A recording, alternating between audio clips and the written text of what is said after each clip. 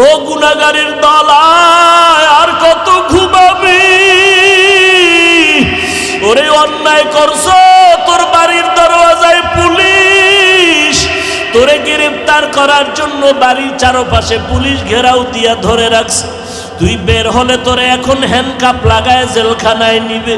এই খবর পাইলে তো ঘুমাইতে পারো না। ওরে তোরা গুনাহগার যারা গুনাহ করেছো, তোর পেছনে তো আজরাইল হাজির, জাহান্নামের ফেরেশতারা তোর পেছনে রেডি, মরিয়া গেলে হ্যান্ডকাপ লাগায় দিবে। ওই জাহান্নামী ফেরেশতার হাতে ধরার আগে একটু উঠা আল্লাহ কইয়া ডাকবে, আমি আল্লাহ তোর গুনাহ ক্ষমার জন্য প্রথম আসমানে হাজির। আমি আল্লাহ বড় আদর করে তোরে বানাইছি, নিজের গুনার কথা স্মরণ করি একটু চোখের পানি ছেড়ে কান্না করো। আমি আল্লাহ ফজর, জোহর, আসর, মাগরিব, এশায় আসি না, আমি আল্লাহ তোর গুনাহ ক্ষমার জন্য ভোর রাত্রে প্রথম আসমানে আসিয়া তোরে ডাকতে থাকি। ওরে গুনাহ যদি মাফ করাইতেই চাও তো ঘুমাইতে পারবা না রে বাবা। আল্লাহ বড় বড় বড় বড় গুনাহগারকেও তো মাফ করে দিয়েছেন। এক আল্লাহর বান্দা এমন কোনো গুনাহ নাই যে গুনাহ করে নাই। গুনাহ করতে করতে করতে করতে জীবনটা নষ্ট করে ফেললো। মরণের আগে বুড়া হইয়া হঠাৎ করে অন্তরে ভয় আসলো, এই গুনাহ নিয়ে কবরে গেলে আমার কবরে উপায় নাই, মরিয়া গেলে আমার সন্তানের মানুষেরা ধিক্কার জানাইবে, খারাপ বলবে। আমি এখন একটু ভালো হওয়ার কোনো রাস্তা আছে কিনা?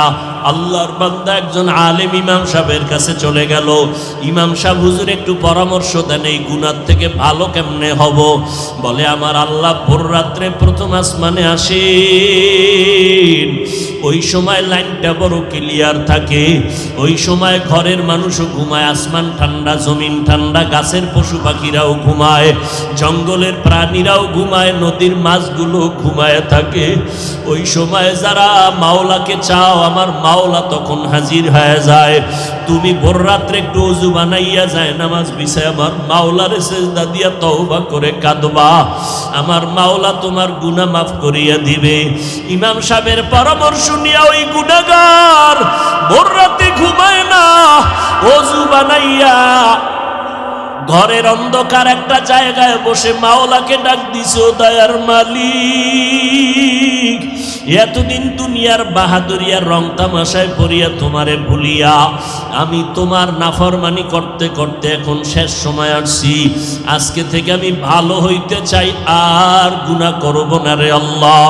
আমার গুনার কারণে আমার হাত না পাক, আমার চোখ না পাক, আমার জিহ্বা না পাক, আমার অন্তর না পাক। ও আল্লাহ, তুমি আমাকে মাফ করে দাও।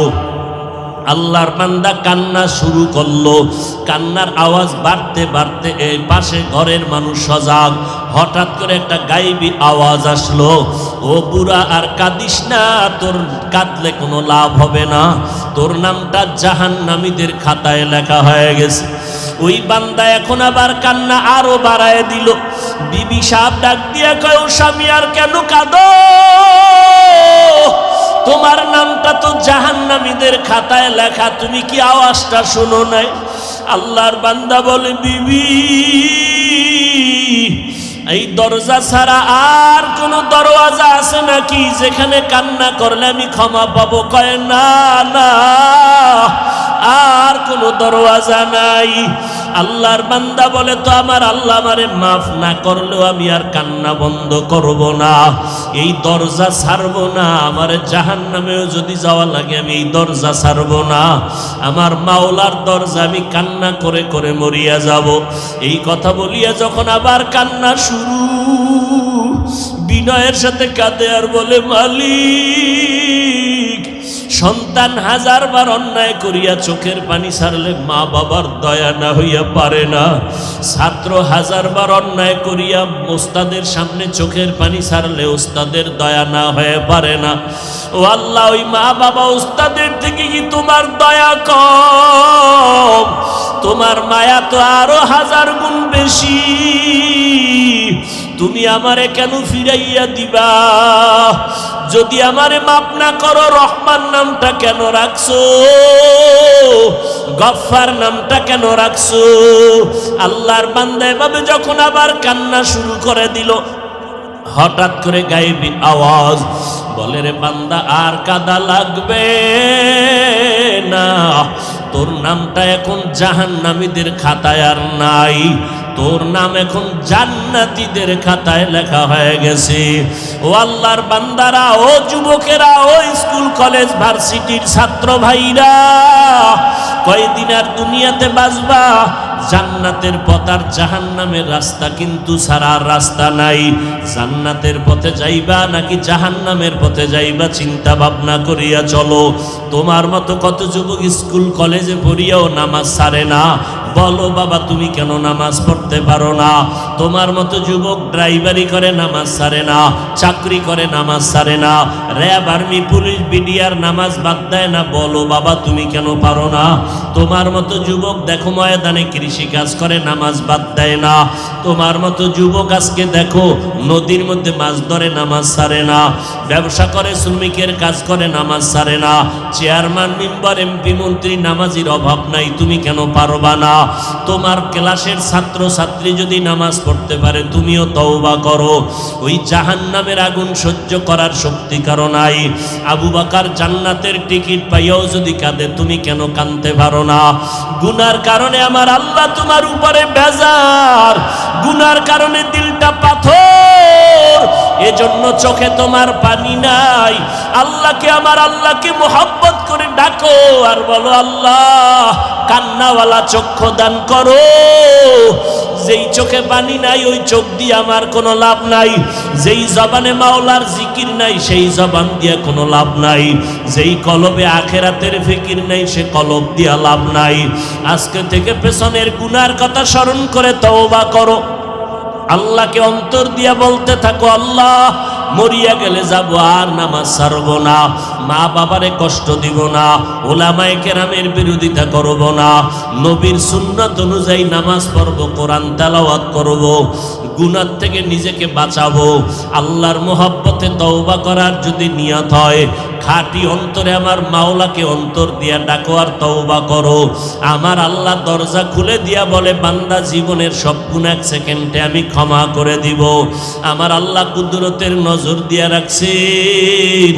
আল্লাহর কাছে বিনয়ের সাথে বলো, রে বাবা যত কিছুই হোক না কেন আমি কোনো বিপদে আর আল্লাহকে ছাড়ব না, নবীর তরিকার বাইরে চলবো না, দাড়ি কাটবো না, বেপরদায় চলবো না, গালি দিব না, গীবত শিকায়াত করব না, ওলামায়ে কেরামের বিরোধিতা করব না, মা বাবার দোয়া নিয়ে পাঁচ বেলার নামাজ পড়িয়া সামনে আগাবো। আল্লাহ আমাদের সবাইকে তৌফিক দান করেন, আমাদের তওবাওয়ালা জিন্দেগি দান করেন, তওবার উপরে মজবুত হইয়া চলার তৌফিক দান করেন, আমিন। আলহামদুলিল্লাহি রাব্বিল আলামিন, ওয়াসসালাতু ওয়াসসালামু আলা সাইয়্যিদিল আম্বিয়া ওয়াল মুরসালিন ওয়া আলা আলিহি ওয়া আসহাবিহি আজমাইন। আল্লাহর নবী বলেন, ও উম্মতেরা, যে কোনো দোয়ার শুরুতে মোহাব্বত লাগায় যদি তিনবার ইয়া আরহামার রাহিমিন পড়ো, ওই দোয়া খালি ফেরত যাবে না। ইয়া আরহামার রাহিমিন, ইয়া আরহামার রাহিমিন, ইয়া আরহামার রাহিমিন, রব্বির হামহুমা কামা রাব্বায়ানি সগীরা। আল্লাহুম্মা ইন্না নাউযু বিকা মিনাল বারাসি ওয়াল জুনুনি ওয়াল জুযামি ওয়া সাইয়্যিল আসকাম। আল্লাহুম্মা ইন্নাকা আফুউন কারীম তুহিব্বুল আফওয়া ফা'ফু আন্নি। আল্লাহুম্মা ইন্না নাসআলুকা রিযাকা ওয়াল জান্নাহ ওয়া নাউযু বিকা মিন সাখাতিকা ওয়ান নার। মানুষের ভেতরে ঢোকার প্রচেষ্টা আজ লিপ্ত। এরা বলে আমরা হাদিসও মানি না, শুধু কোরআন মানি। এই দলের নাম আহলে কোরআন। আরেকটু আপডেট হইয়া আর এক মাওলানা এখানে আমরা কোরআন পুরা মানার দরকার নাই। কোরআন মানো, তবে পুরা মানার দরকার নাই। ওয়াসসামা ইযাতিল বুরুজ, এই সূরাটা মানা যাবে না, এটা কোরআনে না, এটা কোরআনের জাল সূরা, জাল। এই মিয়া মানুষের কি কইবেন? খারাপ মানুষ, সাধারণ মানুষকে কি কইবেন? মাওলানা শব্দের এই যদি অবস্থা হয়, মাওলানা নামের টাইটেল লাগাইয়া বলে কোরআনের ভেতরে জাল।